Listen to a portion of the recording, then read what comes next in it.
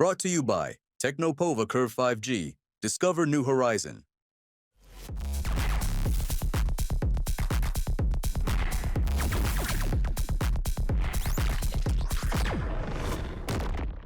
प्रशांत किशोर का किसी के साथ अलायंस होता हुआ भी नहीं दिख रहा है।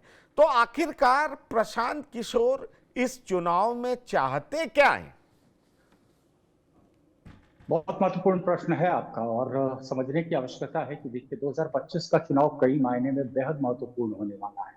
ये पहला चुनाव होगा जहां प्रशांत किशोर जो जिस हिसाब से वो ताबड़तोड़ लोगों के साथ संवाद स्थापित कर रहे हैं, जगह जगह छोटी छोटी रैली कर रहे हैं और एक तरीके से टू वे कम्युनिकेशन स्थापित करने की कोशिश कर रहे हैं। तो मुझे लगता है कि एक कवायद शुरू हुई है प्रशांत किशोर की तरफ से कि 2025 में किसी तरीके से जो पॉलिटिकल वैक्यूम जिसकी चर्चा हम पहले भी कई बार डिबेट में कर चुके हैं पंकज जी, उस पॉलिटिकल वैक्यूम में अपना स्पेस कैसे क्रिएट किया जाए।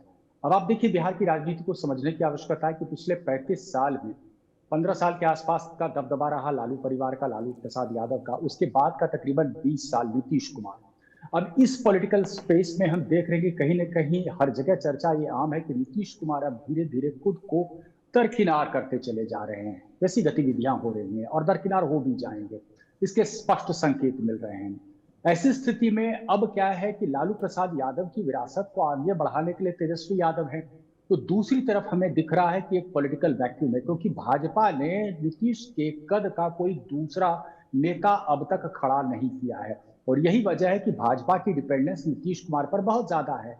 अब ये जो गिवन पॉलिटिकल स्पेस है, इसमें प्रशांत किशोर को खुद को स्क्वीज इन करना है। गौरतलब है कि इसके पहले जो उपचुनाव हुए थे, उपचुनाव में तकरीबन 10% के आसपास का वोट शेयर लेकर के कहीं ना कहीं, हालांकि वाइड क्रिटिसिज्म भी हुआ था कि दावे तो आप बहुत कर रहे थे लेकिन इसके बावजूद 10% ही आया। लेकिन आप समझने की आवश्यकता है कि वो 10% आखिर डेंट कहां कर गया। डेंट ज्यादातर उस मुझे लगता है कि महागठबंधन को कर गया। तो प्रशांत किशोर की कवायद यहां पर है कि अपने लिए एक राजनीतिक जमीन टटोलने की, इसकी बड़ी कड़ी मशक्कत कर रहे हैं। 2025 में वो क्या गोल खिला पाएंगे ये कहना अभी तक मुझे लगता है कि शायद अभी नहीं बता पाऊंगा, किसी के लिए भी संभव नहीं होगा। लेकिन जाहिर तौर पर मुझे लग रहा है कि 2029 और 30 के लिए बड़ी मजबूत नींव खुद के लिए रख रहे हैं। लेकिन 2025 में भी इनकी भूमिका बहुत कारगर होनी है। ये वोट कटुआ के रूप में इमर्ज कर सकते हैं और कौन जानता है, हो सकता है चुनाव के नतीजों के बाद जैसे नीतीश कुमार रहे हैं किंग मेकर की भूमिका में भी आ सकते हैं। No one knows. लेकिन समर्थन कहां से मिल रहा है, पैसे कहां से आ रहे हैं, और इसका जवाब दे पाना अभी बहुत मुश्किल है। कुछ लोग ये भी कह रहे हैं कि ये भाजपा की बी टीम है। देखना बड़ा दिलचस्प होगा कि वास्तव में ये भाजपा की बी टीम है भी या नहीं। Brought to you by Technopova Curve 5G. Discover new horizon.